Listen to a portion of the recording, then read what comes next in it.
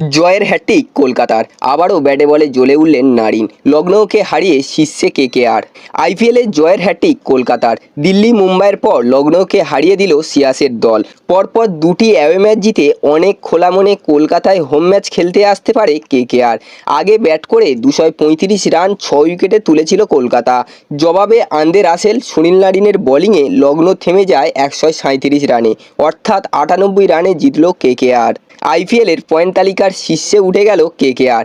11 ম্যাচে এখনও তাদের 16 পয়েন্ট। 10 ম্যাচে রাজস্থানের পয়েন্ট সমান থাকলেও রান রেটে শীর্ষে চলে গেল কেকেআর। ম্যাচের আগে পিচ রিপোর্ট দিতে এসে অ্যারন ফিঞ্চ এবং রবি শাস্ত্রী জানিয়েছেন, এই পিচে 190 থেকে 200 রান লড়াকু স্কোর। কারণ কখনও লখনৌয়ের মাঠে 200 ওঠার ইতিহাস তৈরি হয়নি, সেটাও তৈরি হয়ে গেল কেকেআরের হাত ধরে।